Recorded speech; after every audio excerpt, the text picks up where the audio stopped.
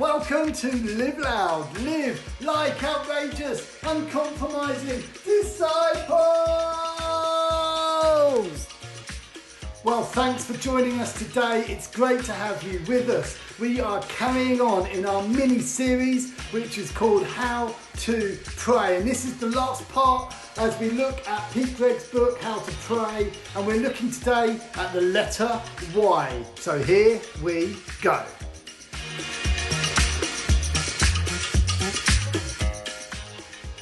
So let's have a quick recap. We're taking each letter of the word pray and using it as a basis to help us understand how we can pray better and perhaps more often. So the P stood for pause, to take time to be still and acknowledge that we're in the presence of God. The R stood for rejoice, to give God praise. The A stood for ask, to tell him and to speak to him about the things that we need and that are going on in our lives. And today we're looking at the letter Y, which, well, I'll come and tell you what it stands for in just a moment. But first of all, as always, we're going to start with a really quick game. And here it is. This is another classic game. All you have to do is have one person start asking you a whole load of questions and you've got to answer them really quickly, but you cannot say the word yes and you cannot say the word no. See how you get on and then switch it around. You be the one asking the questions and see if you can catch them out and get them to say yes or no. Or variants, nah, yeah, those kind of things are also yes or no, so you can't say those also. Go for it and see how you get on. Well, I hope you had fun playing that game, and it did have a bit of a reason, because so far we've looked at P for pause, R for rejoice, and A for ask. And the Y of how to pray stands for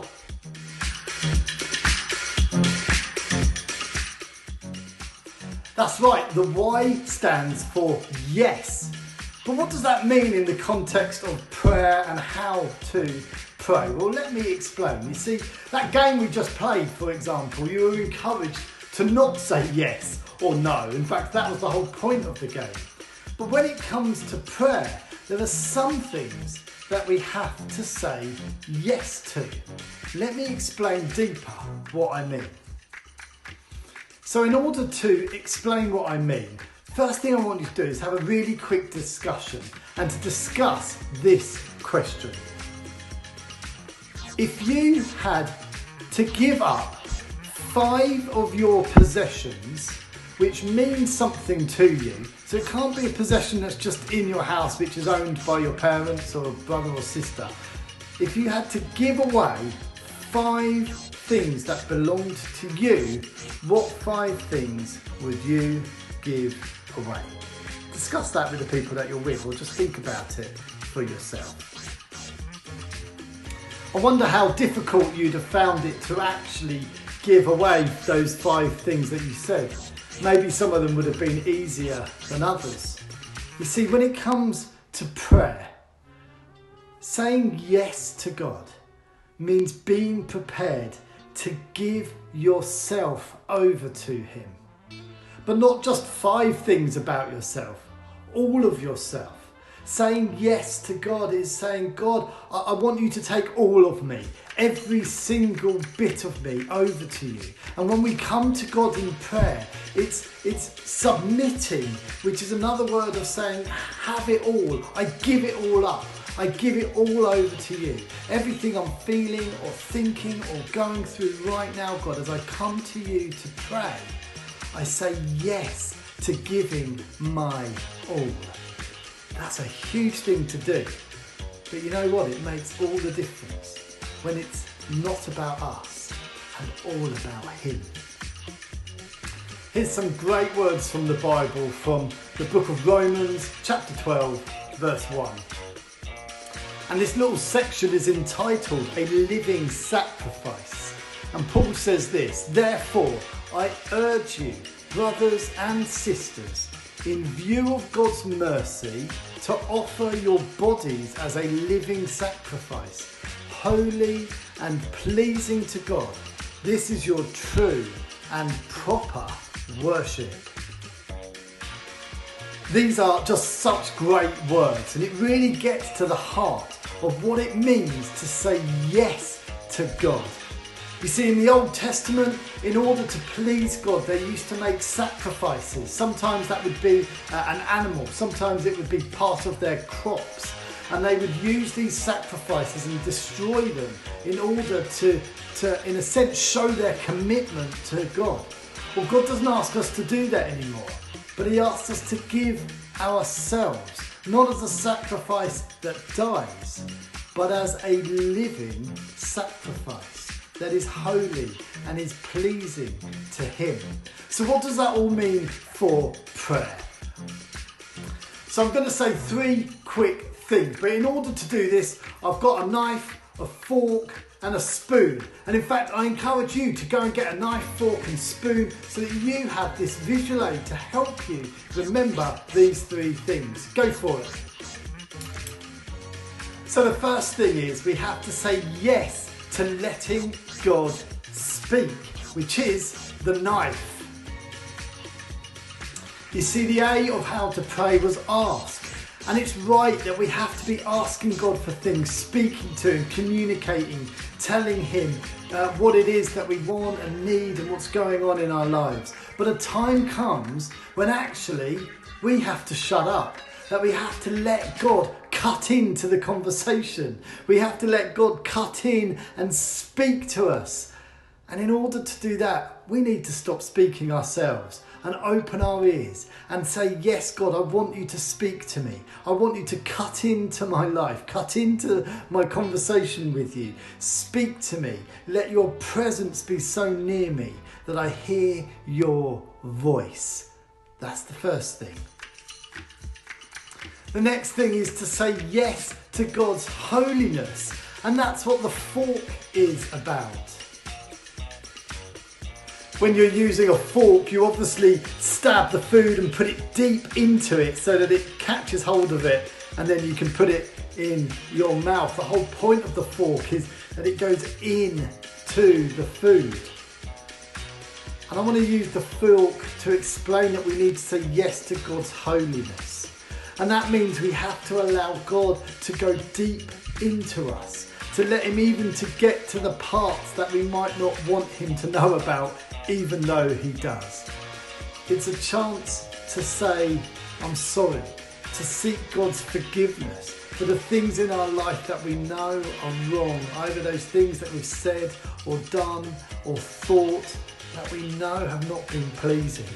And we're saying, God, like a fork, would you get deep into us and change us, that we become holy like you are holy. And the third thing is to say yes to God's power. And that's what the spoon is all about. Now, the humble spoon is quite a versatile thing, isn't it? There's not many foods that you can't eat with a spoon. It's powerful in that sense. And maybe if you had only one piece of cutlery for the rest of your life, you might think a spoon was a good option to go for. You see, when I say we need to say yes to God's power, I'm picking up on what Jesus said when He taught His disciples to pray. One of the lines in the Lord's Prayer says, deliver us from evil. And that means acknowledging that there is evil in the world. There is bad stuff that happens and we see it around us, don't we? But to say yes to God's power is saying we recognise that in God these things can change. And maybe you are an answer to prayer. Maybe God's asking you to bring justice where there's injustice, or to bring freedom to the oppressed, or to bring light into someone's life where there is darkness. But it's recognising that it's God's power in you, not your own. And in order for that to happen, we need to say, yes, God. Yes to your power.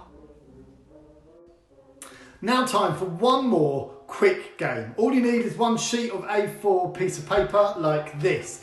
Now if you're playing this on your own, great. If you're playing it with your family and friends, have a little competition and see whose is the best. Because what I want you to do in a minute, with one tear, so you can't keep tearing little bits off, just one continuous tear, I want you to tear out a shape in this piece of paper of a rhino. Are you ready? Here goes and go. So here's my effort. As I said, this is one go. I'm not very good at this at all, but we'll give it a try.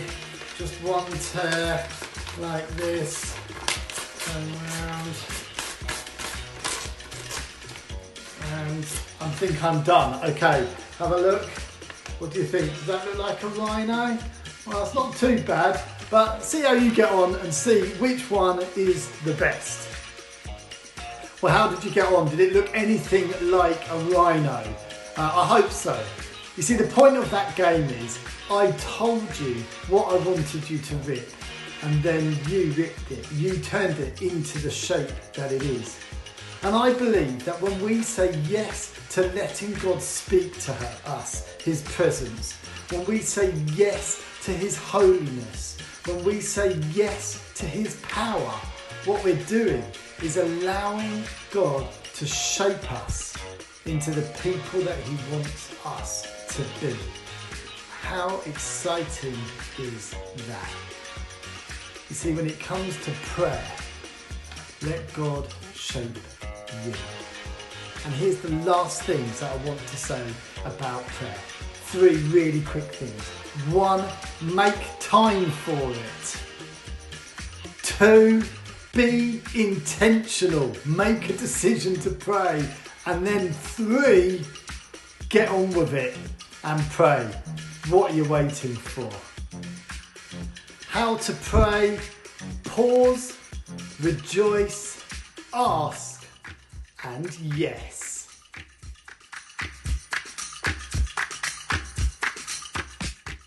Well, thanks for joining us today. So glad that you could be with us. Next week we are on Zoom, and details for that will be sent out really soon. Also, get involved in the Bible Verse Challenge. And finally, for Easter, I'm encouraging you to make an Easter poster that we can put up in the windows at church.